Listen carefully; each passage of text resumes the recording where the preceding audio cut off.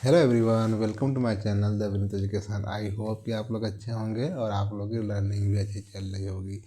हम लोग बात कर रहे हैं माइक्रो टीचिंग की। आज हम लोग माइक्रो टीचिंग में बात करेंगे दृष्टांत कौशल पे कि दृष्टांत कौशल क्या है और इसके कौन कौन से कंपोनेंट है और कैसे इसको हम अपने टीचिंग और लर्निंग में यूज कर सकते हैं ताकि हमारी टीचिंग जो है वो इफ़ेक्टिव हो सके, उसको हम और इफ़ेक्टिव तरीके से क्रिएट कर सकें।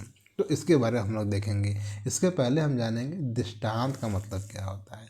दृष्टि, जैसे आप जानते हैं, दृष्टि अर्थात किसी चीज़ को दिखाना, किसी चीज़ को दिखाना।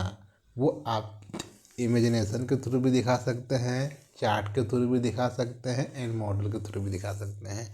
ये जो तीन माध्यम हैं, इन तीन माध्यम से आप चीज़ों को दिखा के जो भी आप टीच करने वाले हैं उस पार्टिकुलर कॉन्सेप्ट को दिखा के उसके मॉडल हो सकते हैं, उसके चार्ट हो सकते हैं, या फिर हो सकता है कि उसके मॉडल और चार्ट उपलब्ध ना हो तो कुछ चीज़ों को आप क्रिएट करके इमेजिनेशन तरीके से उसको कोरिलेट करके अपने स्टूडेंट को दिखाने की कोशिश कर सकते हैं।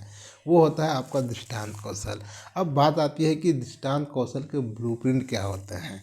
तो आइए हम देखते हैं इसके ब्लूप्रिंट के कैसे इसको हम क्रिएट करेंगे। तो जब हम बात करते हैं दृष्टांत कौशल की, तो यहाँ पे आप देख सकते हैं ये आपके दृष्टांत कौशल का ब्लूप्रिंट है, जिसमें आपको तीन चीज़ों को ध्यान में रखना है। पहली चीज़ जो आपकी इसमें है वो आपकी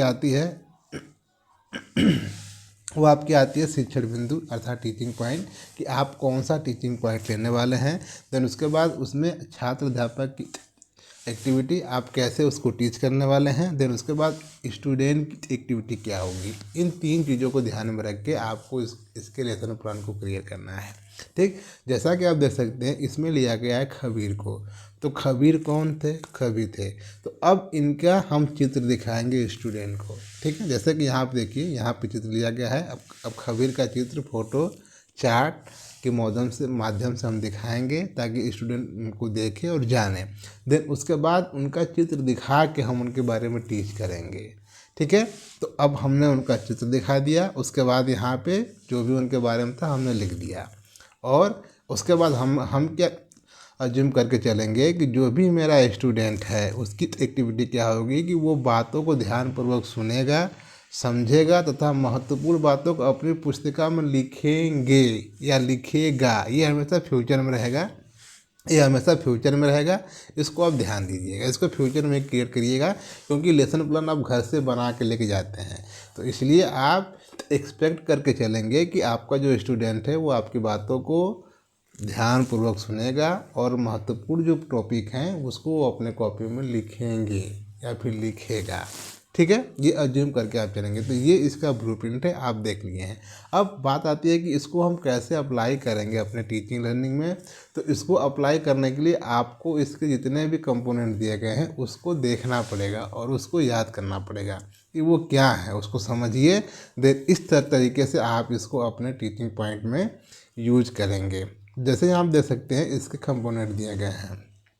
पहला से इसका कंपोनेंट दिया गया है कि सरल उदाहरणों का चयन कीजिए।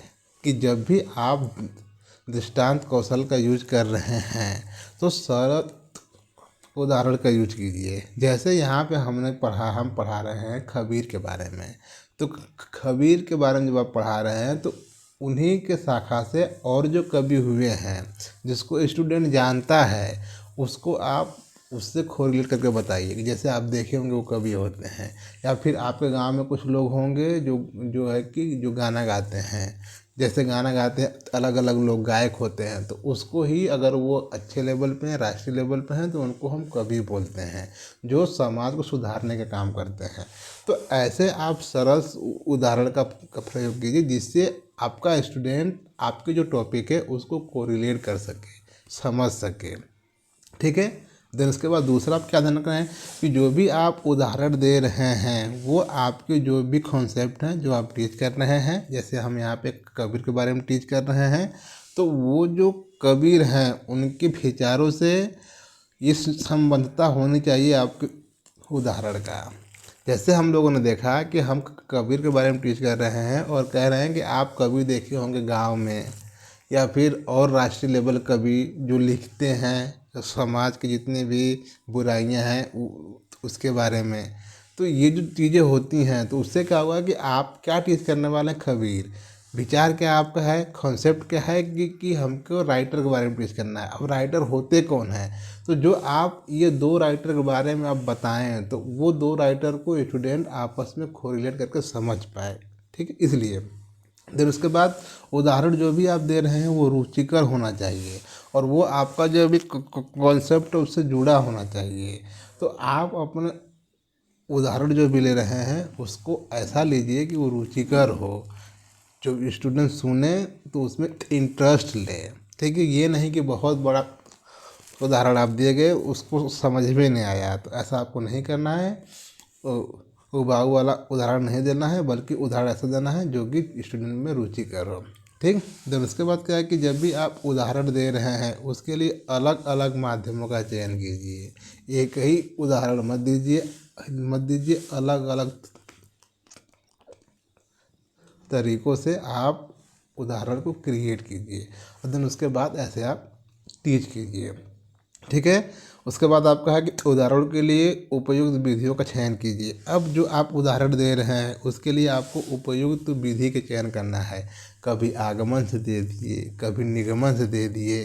तो ये जो उदाहरण देने की विधि है इसको आप अलग अलग तरीक़ों से यूज करके आप टीच कीजिए।